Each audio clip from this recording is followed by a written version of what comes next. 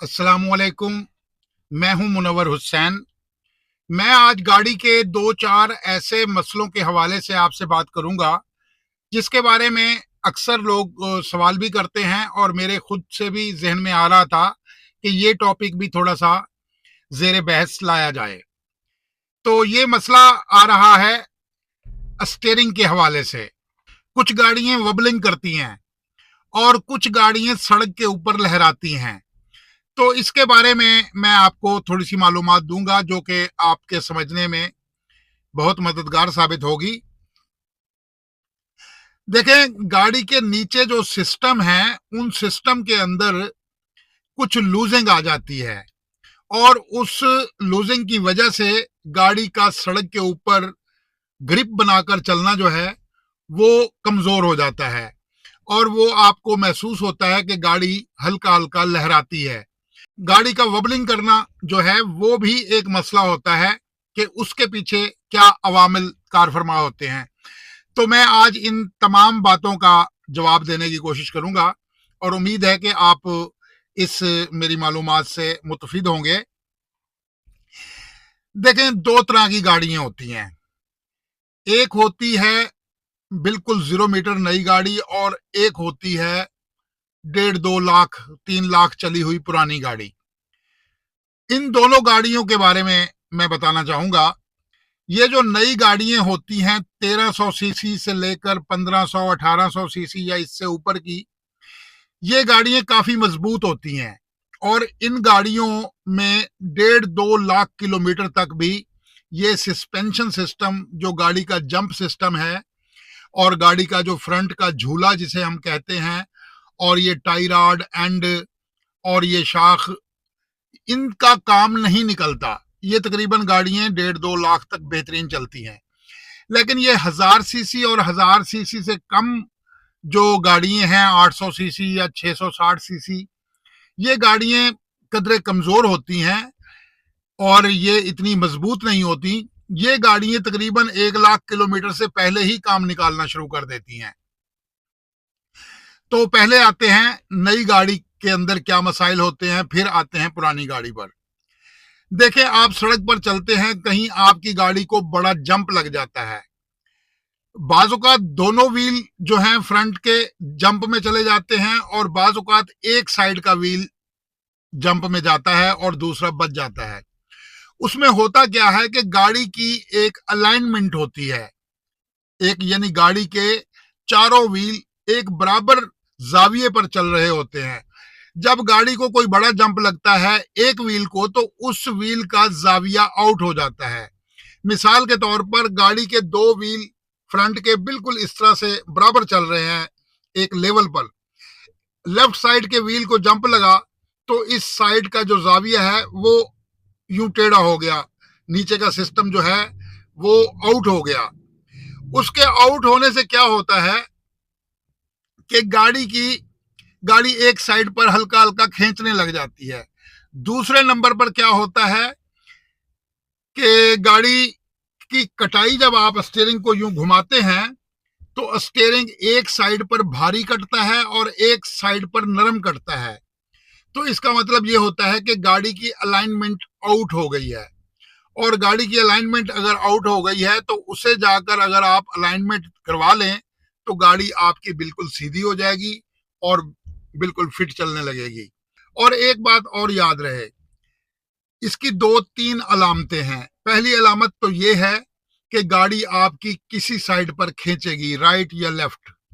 दूसरी इसकी अलामत ये है कि आपकी गाड़ी का स्टीयरिंग बिल्कुल सीधा चलता है, ये स्टीयरिंग व्हील जो है बिल्कुल सीधा चलता है सड़क के ऊपर। तो ये हल्का सा किसी साइड पर हो जाएगा, वो राइट पे भी हो सकता है लेफ्ट पे भी, यानी ये इतना सा आउट चलेगा। और स्टीयरिंग घुमाने में एक साइड पर सख्त और एक साइड पर नरम होगा। तो ऐसी सूरत में आपको समझ आ जाना चाहिए कि गाड़ी की अलाइनमेंट आउट हो गई है, इसको अब करवा लिया जाए तो गाड़ी ठीक हो जाएगी।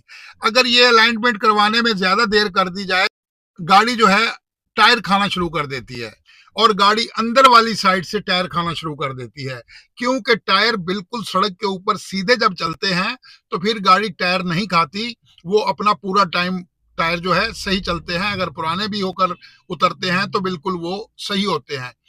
वैसे भी एक ड्राइविंग का ये भी असूल है कि जब आप फ्रंट के टायर चेंज करवाएं, नए डलवाएं, तो उन टायरों की जो है उन टायरों का पहले व्हील बैलेंस करवाएं।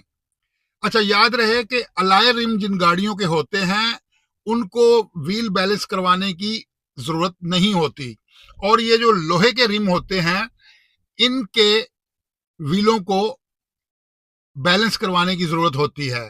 तो जहां आप अलाइनमेंट करवाने जाते हैं, टायर चेंज करवाने जाते हैं, वहां से आप व्हीलों को बैलेंस करवा के, अलाइनमेंट करवा के अगर अगले टायर डालें तो गाड़ी का रिजल्ट बहुत अच्छा रहता है, और वो देर तक जो है गाड़ी टायर भी नहीं खाती और गाड़ी बिल्कुल स्मूथ रोड ग्रिप बनाकर चलती है।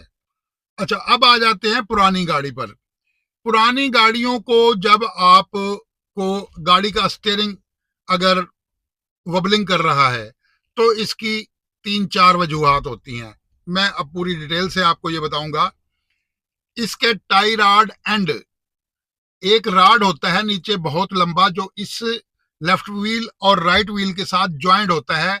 जो गाड़ी हम काटते हैं तो दोनों व्हील यूं कटते हैं और यूं कटते हैं, तो इन दोनों व्हीलों को काटने वाला जो टाई रॉड है उसके एंड पे एंड लगे हुए होते हैं, उन्हें एंड ही कहते हैं। तो उनमें लूजिंग आ जाती है, उनकी लूजिंग की वजह से भी गाड़ी सड़क के ऊपर लहराती है।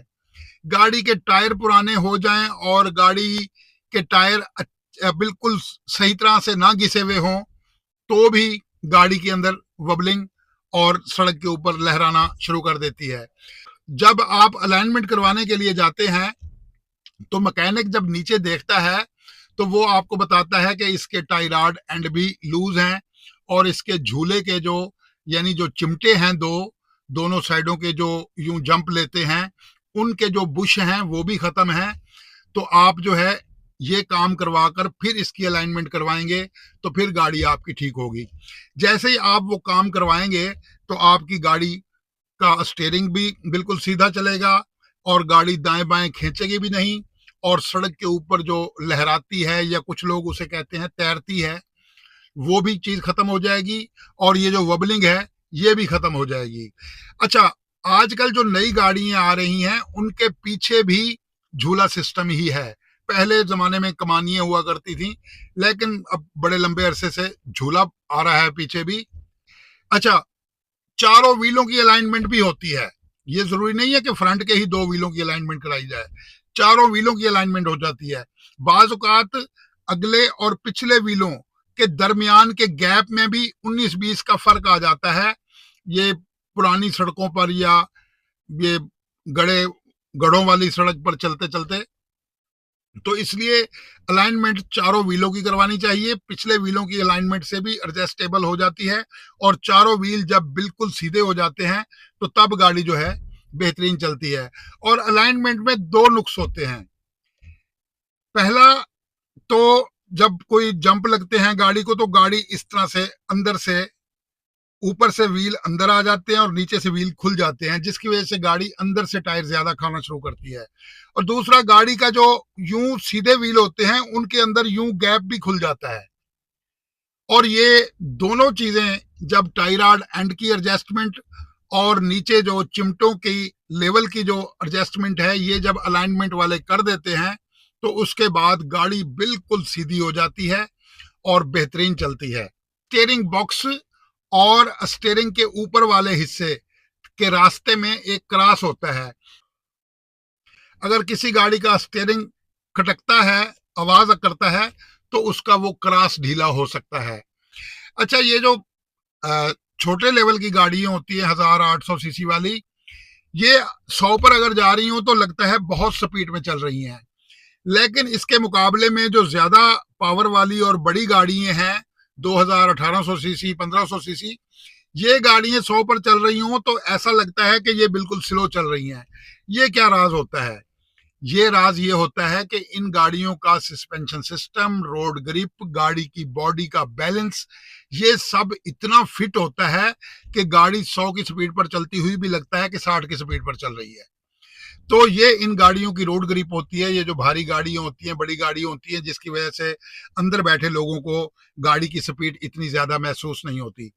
तो मुझे उम्मीद है कि मेरी इस मालूमात से आप जो है अपनी गाड़ी की हालत को बेहतर कर सकेंगे। और चैनल को सब्सक्राइब कीजिएगा। मिलते हैं नेक्स्ट वीडियो में किसी दूसरे टॉपिक पर। तब तक के लिए इजाजत दीजिए। खुदा हाफिज।